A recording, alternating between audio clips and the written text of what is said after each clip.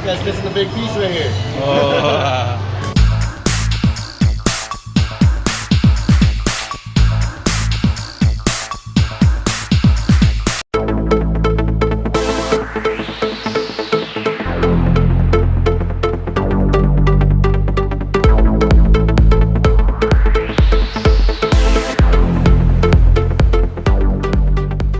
Hey everybody, today we're in South Las Vegas, near Silverado Ranch and Maryland Parkway. Some time ago I did a video on sea salt, sushi, and oyster, and while I was there I noticed this restaurant. It's called Kogi. Kogi means meat in the Korean language. What I noticed about this place is that it had a Korean barbecue combined with a hot pot. And some of the pictures on Yelp looked really good. They had a tomahawk steak and some other cuts of steaks as well. So I thought I'd check in and see what they had to offer. This place is very popular. When you walk in, you sign up on the wait list on their tablet. You can also choose an option to have them notify you via text your place in line and when your table is ready. The interior was nice and spacious, and they had fairly large tables. The tables are set in advance with some side dishes. Pickled cucumber, mashed potatoes with sweet mayo and corn, and pickled radish. The side dishes are complimentary. They come with the all-you-can-eat, and you can order as much as you want. And they're fairly small, so you might want to double up on some of the ones you like. One of the things that you must try is this volcano steamed egg. When they ask you if you want cheese, just say yes. It's so good with this cheese. A lot of Korean barbecues have this, but not as flavorful as this place. But be sure to add the cheese. Speaking of cheese, this is cheese fondue to the right, and this is thinly sliced beef brisket. As I mentioned before, the brisket is sliced when it's frozen. That's why it curls up. It's easier to manage that way. The thin slices of beef brisket cook very fast. It's a great item to start the dinner with. Traditionally, this is eaten with salt and pepper and sesame oil, but they have this cheese fondue here, and I gotta say, you gotta try the cheese fondue. It's a game changer. I was in love with this cheese from the first bite. The thin slices of beef mixed with the cheese kind of gave me a feeling like I was eating cheesesteak, and I love cheesesteak.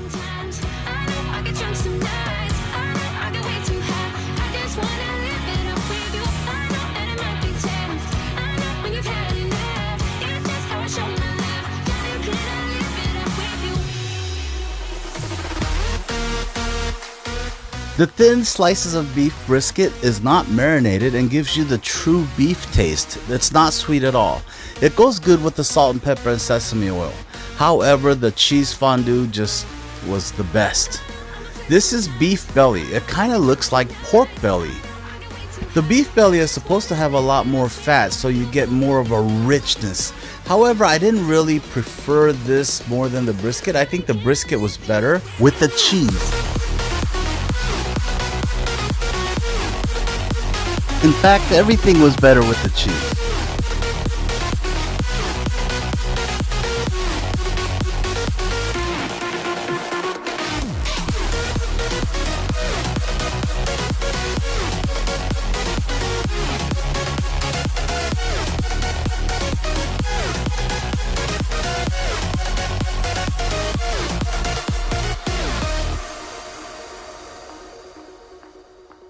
They had some thick pieces of pork belly here. The green stuff is jalapeno, like a jalapeno puree. We didn't get too much of the pork because we wanted to start on this chef's special. The chef's special barbecue platter comes with a tomahawk steak and another cut of steak that looks like a New York, a king short rib, and some kind of marinated riblets. Now this was a very attractive looking platter. I think every table is allowed one chef's special barbecue platter. The tomahawk had a little glaze over the top with the pineapple, and the New York steak had a little drizzle of something, but it wasn't overpowering. The marinade was pretty mild. Having a steak at a Korean barbecue is a little bit difficult. Let me tell you why. First of all, you don't have a fork and knife. You have chopsticks. You can get a fork, but you don't get a steak knife like you would at a steakhouse. You have scissors and tongs. So basically, eventually you're gonna have to use your scissors to cut the meat. So the steak that you wind up with is more like something from a hibachi or a teppan, like a Japanese steakhouse. We cooked our steaks medium rare to medium, but it was still pretty tough. The cut of meat was pretty tough. We asked our server what type of a cut this was, but he didn't know. When he asked in the kitchen, they couldn't really tell us either. They said they didn't know. Now I know I'm not gonna get a steakhouse quality steak here, but I thought that the steak was tough. The beef itself was pretty tough. Sometimes it doesn't matter how you cook it. If the meat is tough, it's gonna be tough. This platter is pretty big. The tomahawk was thicker than the other steak. The other steak wasn't that thick at all. However, you still have the long pieces of short ribs and the marinated riblets or whatever it was. And so if 2 people finish this, you pretty much had a full meal. Unless you're a really big eater, you probably wouldn't have room for anything else. I just went with salt and pepper for these steaks. And actually, even though it was tough, I still liked it. I love steak.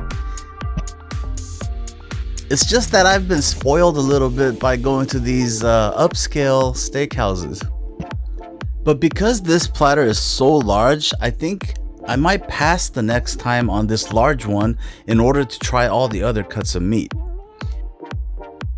One of my favorite items at a Korean barbecue is this long piece of short rib. They call it the king short rib. It's marinated, so it's a bit sweet.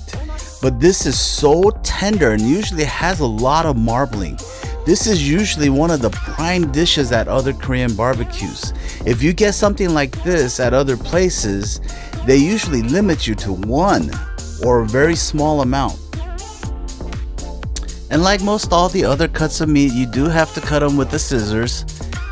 This short rib is incredibly tender. It's juicy and moist.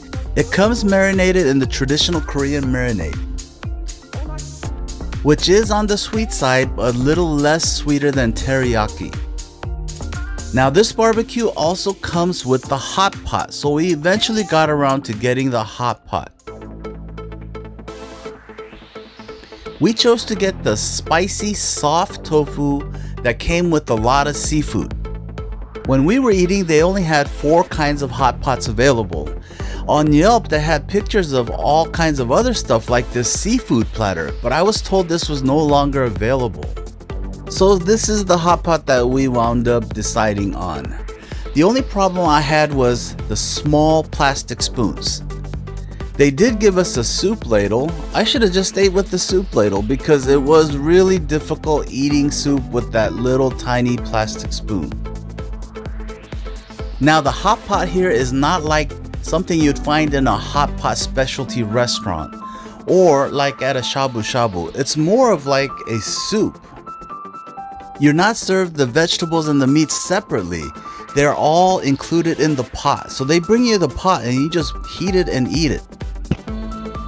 Even though the hot pot was not served in the traditional format, I thought it was still a good addition to the Korean barbecue. It offered a nice variety and addition where you could get a hot, seafoody, spicy broth along with your Korean barbecue. It was a good addition. It's just, I find it a hassle to eat this kind of shrimp. It's such a hassle to remove the shells. But overall, this place was a really good Korean barbecue with a hot pot option or a hot soup option. But that about does it for this one. Thanks for watching, and we'll see you on the next video.